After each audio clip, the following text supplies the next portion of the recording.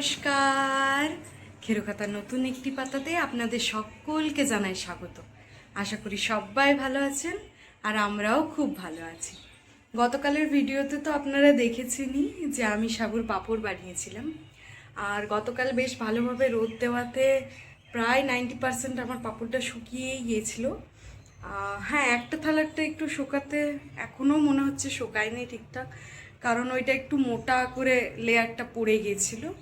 তো তারপরে আর ওইটাকে তুলে ভালো করে দেওয়া হয়নি, ওইভাবেই আমি রেখে দিয়েছিলাম যে দেখা যাক পাতলাগুলো কিভাবে হচ্ছে আর যেটা পুরোভাবে দিয়েছি সেইটা কিভাবে হচ্ছে। তো ওইটা শোকাতে একটু তো সময় লাগবে, কিন্তু বাকি থালাগুলো দেখে মনে হচ্ছে শুকিয়ে গেছে। কাল গোটা দিন প্রায় বিকেল দিকটাতে প্রায় 3-4 ঘন্টা রোদ পেয়েছে, তারপরে ফ্যানের হাওয়াতে আমি রেখে দিয়েছিলাম। আর আজকেও মোটামুটি সারাদিন সকাল থেকে তো রোদ ওঠেনি, তো তারপরে রোদ পেয়েছে। এই যে আপনাদেরকে দেখাই কিভাবে পাঁপড়গুলো ছেড়ে আসছে। একটা থালার পাঁপড় তো আমার পুরোপুরি ছেড়ে গেছে নিজে নিজেই, ওইটা আমাকে একটু মানে কিছু করতেও হয়নি। তবে বাকিগুলো আপনাদেরকে খুলে দেখাচ্ছি, দাঁড়ান। এই যে এই থালার পাঁপড়টা ইজিলি এই যে উঠে চলে এসছে। আমি আসলে তেলের পরিমাণটা একটু বেশি করেই দিয়েছিলাম যাতে ইজিলি পাঁপড়টা উঠে যায়। আর এই থালাগুলোর এখনো পর্যন্ত ওঠেনি। এই যে দেখুন সাইড থেকে উঠে উঠে এসেছে, মাঝখানটা ওঠেনি, এটা টানলেই বোধহয় উঠে যাবে। আর এইটারও সেম, আমি আসলে বেশি তেল দেওয়ার কারণে কি হয়েছে, এই জায়গাটা ছেড়ে ওই দিকে চলে গেছিলো। আর এই থালাটা একটু মোটাভাবে লেয়ার করেছিলাম বলে এইটার শুধু সাইডটা উঠেছে। তবে দেখা যাক, যদি উঠে যায় তাহলে তো ভালোই হয়, আর না হলে ওইটাকে আর একদিন রোদ দিতে হবে। তো চলুন এই থালার পাঁপড়টাকে একবার উঠিয়ে দেখাই আপনাদেরকে।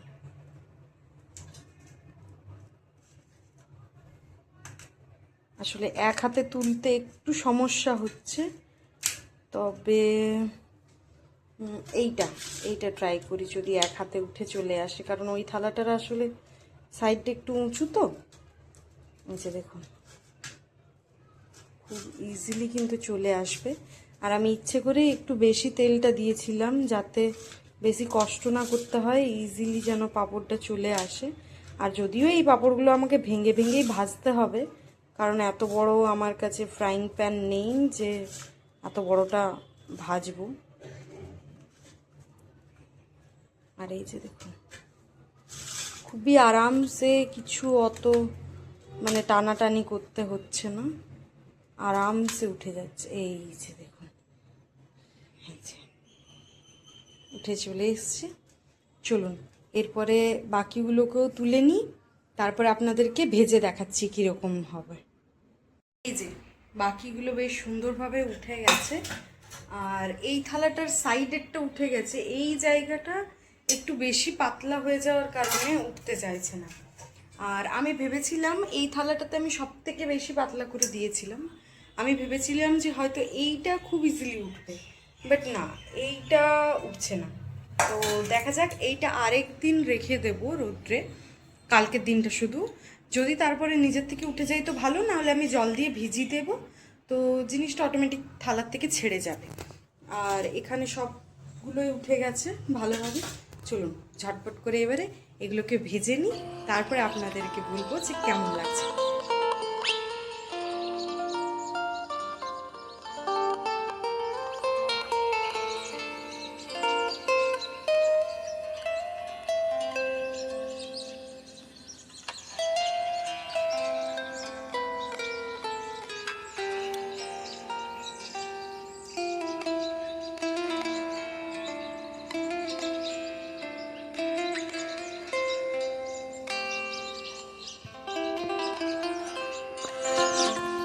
এই যে পাঁপড় ভাজা আমার রেডি।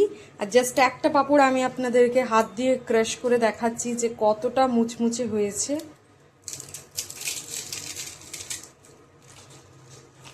এই যে আওয়াজটা জাস্ট শুনতে পাচ্ছেন, আমার তো দেখে মনে হচ্ছে বেশ ভালোই হয়েছে।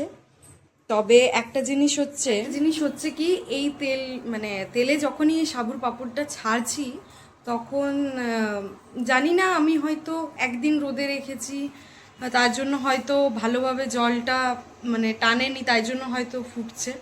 কিন্তু ফুটছে, চারদিকে তেলটা ছিটকাচ্ছে, কিন্তু এমন নয় যে গায়ে চলে আসছে, কিন্তু আশেপাশের যে জায়গাটা সেখানে পুরো ছিটকে যাচ্ছে।